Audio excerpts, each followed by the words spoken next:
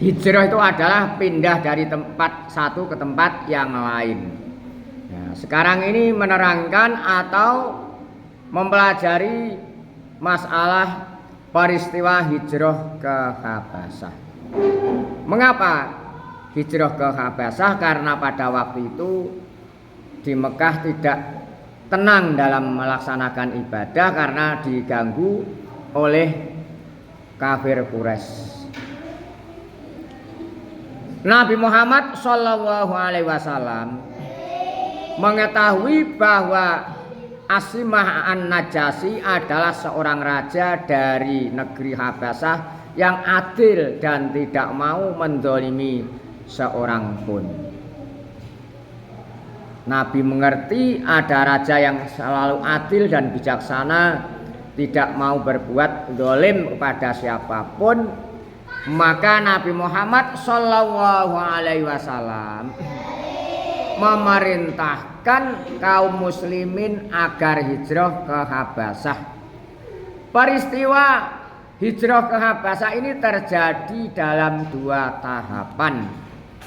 Tahap pertama atau hijrah ke Habasyah yang pertama ini dipimpin oleh Utsman bin Affan.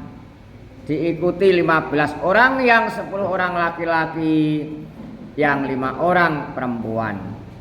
Tahap kedua dipimpin oleh Ja'far bin Abi Thalib. Tahapan kedua ini diikuti 101 orang yang terdiri dari 83 laki-laki dan 18 perempuan. Pada bulan Rajab tahun kelima kenabian, serombongan kaum muslimin Mekah berhijrah ke Habasyah untuk pertama kali. Dalam tahap pertama itu rombongan terdiri dari 10 orang pria atau laki-laki dan 5 wanita. Di antara mereka adalah Utsman bin Affan bersama istrinya yaitu Ruqayyah, putri Nabi Muhammad Shallallahu Alaihi Wasallam. Abu Hudzaifah beserta istrinya, Sahlal binti Suhail bin Amr, Zubair bin Awam, Mus'ab bin Umair, Abu Salamah beserta istrinya yang bernama Ummu Salamah binti Abu Umayyah, Utsman bin Mat'un, Abdurrahman bin Auf. Rombongan hijrah dipimpin langsung oleh Utsman bin Affan. Dalam perjalanan hijrah ini mereka berangkat secara diam-diam atau secara sembunyi-sembunyi, secara istilahnya seperti orang yang Jawa yang ngelimpe-ngelimpe lah, biar tidak ketahuan kafir Quraisy. Karena kalau ketahuan kafir Quraisy juga akan dihasut. Ternyata sudah sampai di tempat tujuan, kafir Quraisy pada waktu itu menghasut juga. Mereka keluar dari Mekah dengan perjalanan kaki menuju pantai. Di malam hari diam-diam karena biar tidak ada yang ganggu lagi. Kemudian naik ke sebuah perahu yang terapung di pelabuhan Suhaibah yang siap mengantarkan mereka menuju ke negeri Habasyah untuk menghindari kemurkaan dan kebiadaban kafir Quraisy. Di negeri Habasyah mereka disambut dengan ramah dan penuh persahabatan. Ini adalah pertama kali ajaran Islam tiba di Afrika. Kemudian Raja Habasyah menempatkan mereka di negerinya yang bernama Negas, yang terletak di sebelah utara provinsi Tigray, wilayah yang kemudian menjadi pusat penyebaran Islam di Habasyah. Orang Islam yang pertama kali menyebarkan Islam ke Afrika lewat hijrahnya ini. Dan raja yang sangat menghormati kepada semua saja, akhirnya mereka kaum muslimin itu ditempatkan di Negas yang terletak di sebelah utara provinsi Tigray. Setelah kurang lebih 3 bulan menetap di Habasyah dan mendapatkan perlindungan para sahabat mendapat kabar bahwa masyarakat Makkah telah memeluk Islam. Sekitar 3 bulan mendapatkan berita. Namanya kabar atau berita itu ada benar ada salahnya. Bagaimana kabar yang diterima itu? Ternyata adalah kabar hoak, kabar yang tidak nyata. Katanya sudah aman, damai, ternyata di sana di Mekah sana waktu itu masih bergejolak. Akhirnya bagaimana? Maka beberapa sahabat diantaranya Utsman bin Maz'un kembali ke Mekah. Ternyata kabar yang mereka terima adalah berita bohong atau hoax. Keadaan di Mekah ternyata belum aman, maka mereka kembali ke Habasyah bersama rombongan yang lain. Rombongan inilah yang kemudian termasuk dalam rombongan hijrah ke Habasyah tahap kedua. Tahap pertama diikuti 15 orang, terus yang kedua diikuti 101 orang yang terdiri dari 83 pria atau laki-laki, 18 perempuan. Ini diantara kisah atau sejarahnya, cerita pada masa dulu. Kita harus mengerti karena ini adalah alur atau lika-liku jalannya perjuangan Islam diantaranya. Sekarang yang kedua, hijrah ke Habasyah tahap kedua. Hijrah ke Habasyah pada tahap kedua ini dipimpin oleh Ja'far bin Abi Thalib. Yang pertama tadi dipimpin oleh Utsman bin Affan. Yang kedua ini dipimpin oleh Ja'far bin Abi Thalib. Rombongan ini terdiri dari 83 pria atau laki-laki dan 18 perempuan.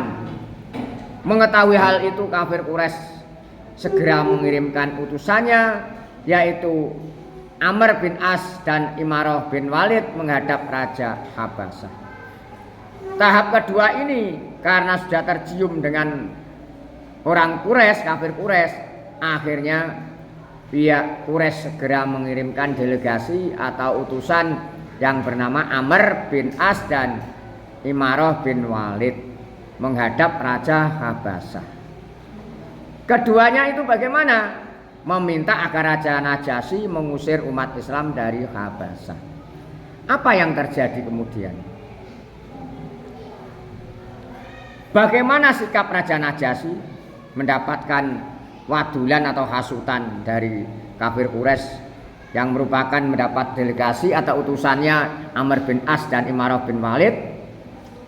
Permintaan Amr dan Imarah itu ditolak oleh Raja Najasyi, dan para sahabat tetap tinggal di negeri Habasyah itu hingga Nabi Muhammad Shallallahu Alaihi Wasallam.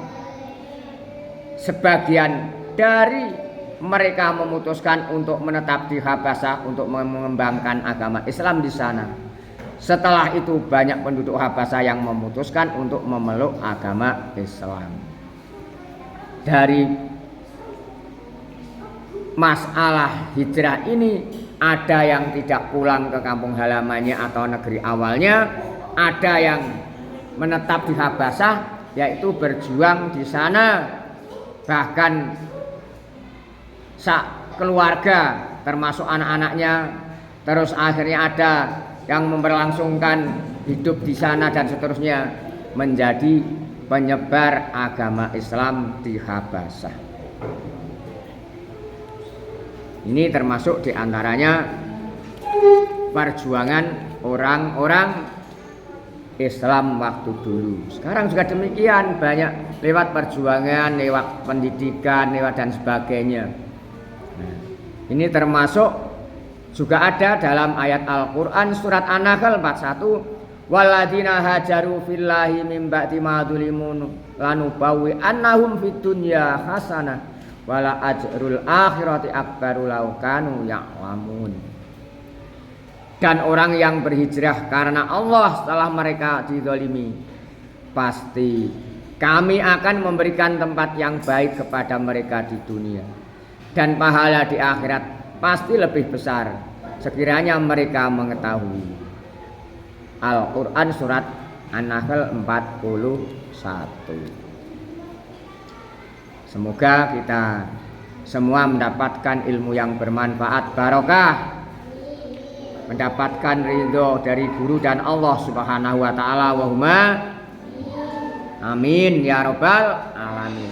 Menjadi anak yang soleh solehah, Allahumma amin. Khairun nasi anfa'uhum linnas, Allahumma amin ya rabbal alamin.